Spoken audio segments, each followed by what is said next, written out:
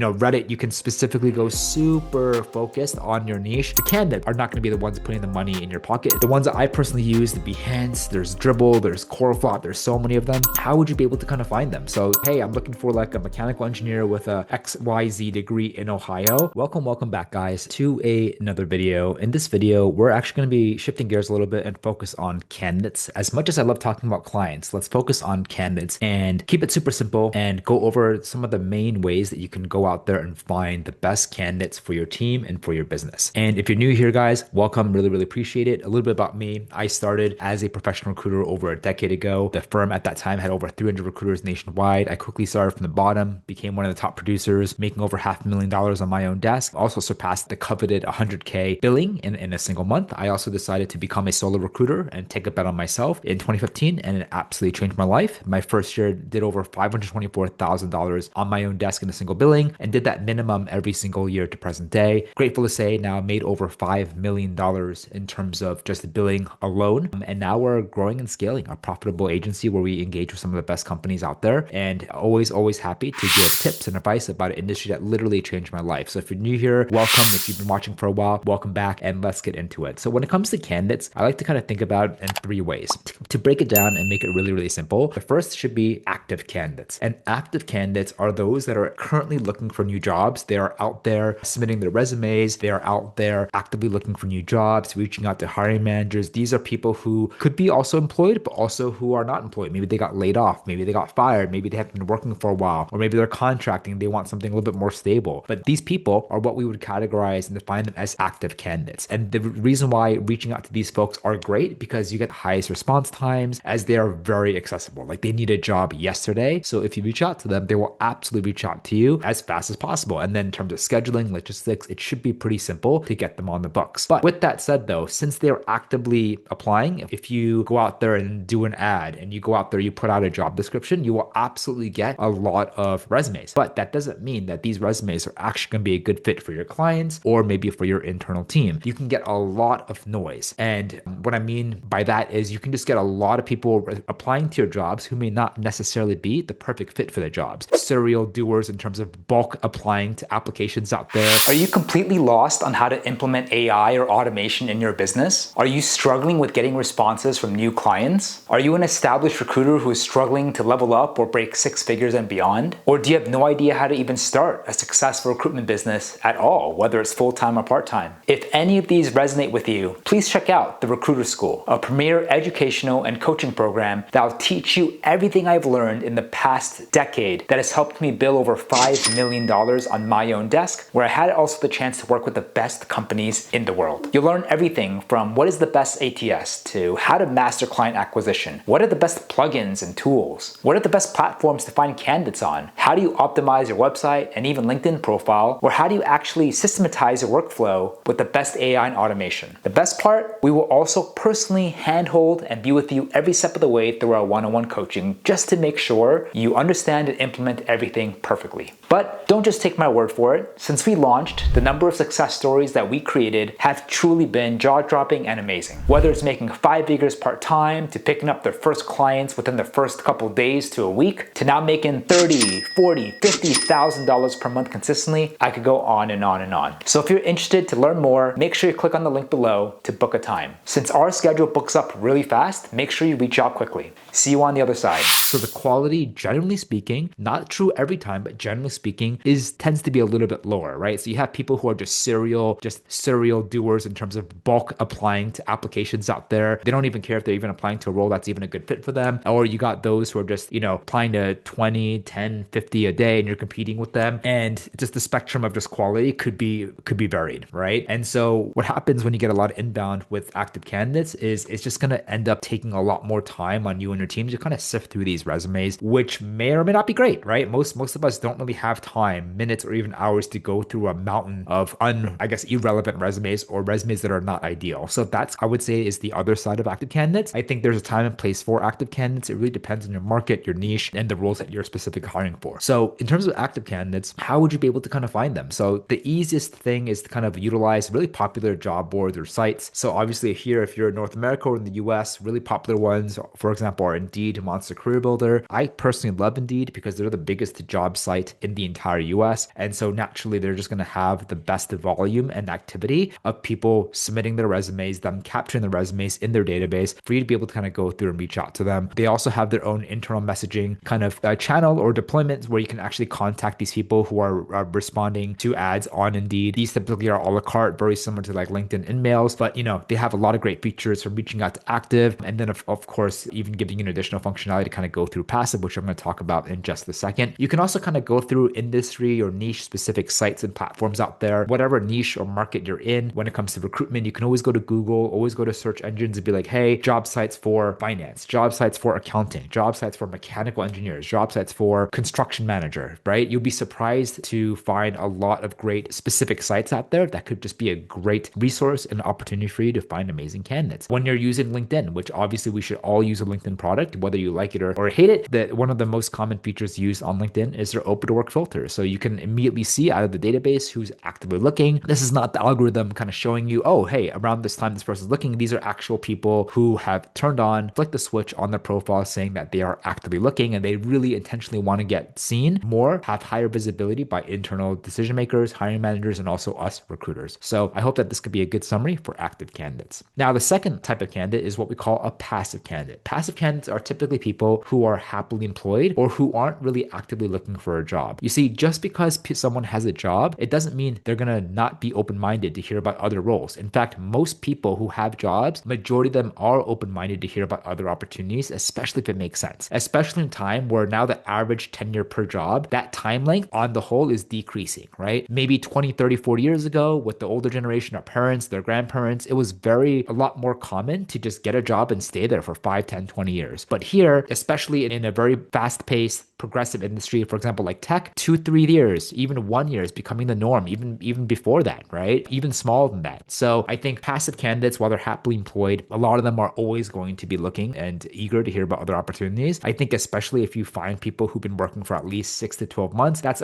typically around kind of, the rule of thumb to be like, oh, maybe if I reach out to this person, I will get a higher response. But generally speaking, if you identify someone, it doesn't matter if they've been working for a month, 6 months, 12 months, if you, go and reach out to them with an effective outreach and you engage them properly, there's a high chance for them to respond to you, regardless of how long they've been working at the job. But in my opinion, these are your highest quality candidates, as you can go straight to them once you pick up a job order. You see, a lot of people, when they come into recruiting or they think about starting their own business, they think about the candidates first. They're like, I have a lot of people in my network. I have these programs, certification programs, and we have a lot of people in our roster and directory. That's great. But the candidates are not going to be the ones putting the money in your pocket. It's going to be the clients. The clients are hiring managers, companies, startups that are reaching out to you, that are executing agreements, contractual agreements to engage with your company, your LLC, or even your solo recruitment hustle. So typically it's a chicken and egg problem, but in terms of the right ordering, ideally to keep it very, very simple is you want to be first able to identify and engage clients properly,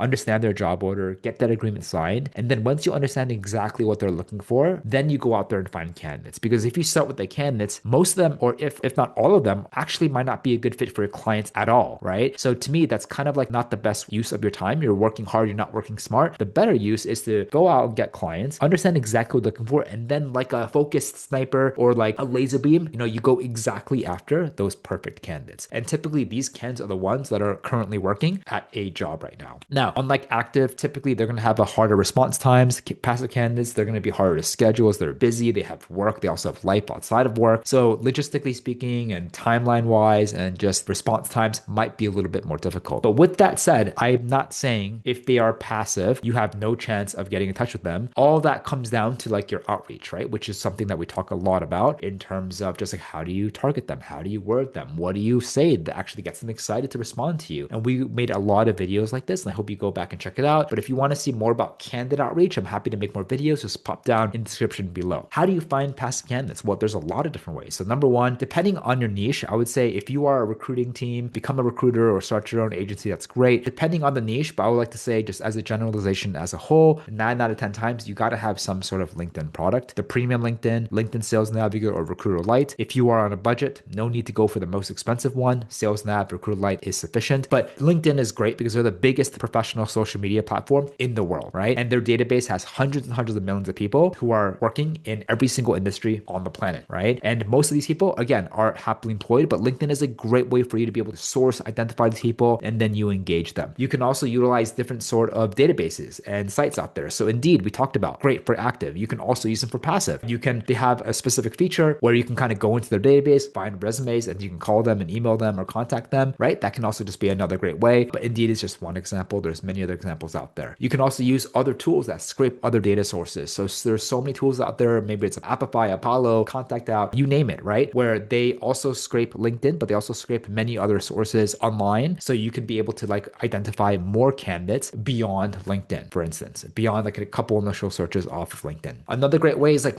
utilize niche role, kind of market specific sites. So for example, if you're a market of software engineers, GitHub and Stack Overflow, a great way for you to be able to discover and reach out to software engineers who are sharing their work. And you can use that as an opportunity to identify them and then find them and then engage them. Similarly, if you're also working on like designer roles, like visual designer, graphic designers, the ones that I personally use, the Behance, there's Dribble, there's Coreflop, there's so many of them, basically does the same thing, right? So like, again, utilize Google, utilize search engines, and try to find additional sites out there that gives you more opportunity, more visibility into your target market beyond, for example, like your primary tool, in this case, if it's like Indeed or LinkedIn. So these can be very, very helpful. Let's see, perfect. Now, the last thing is what I would call kind of extras and miscellaneous. And the reason why I do this is ideally, and again, depending on your market, you don't really want to start here. You ideally want to be able to identify, hey, what active platforms should I use? What passive platforms should I use? And that should be good enough for 90% of everything, or even 95 or 98, depending on your niche markets. But here are some of my favorite tools that have helped us, and we actually use a lot of these. So Facebook communities, LinkedIn groups, fantastic. So depending on your roles, you can go in there, you can engage, you can kind of get to know people. Great place to also post your roles, to start conversations, develop relationships. And I recommend be active in them and start following maybe like a top 3, top 5, and use these more of like a supplemental tool on top of LinkedIn, on top of Indeed or anything else that can also help, right? Reddit, Craigslist. Again, I think if you're here in the US, you might not even know Craigslist, but Craigslist back in the day is one of the oldest and one of the most viral, I guess, miscellaneous sites that also have a really kind of active job in hiring sub niche as well, or kind of channels in there. And I think like for,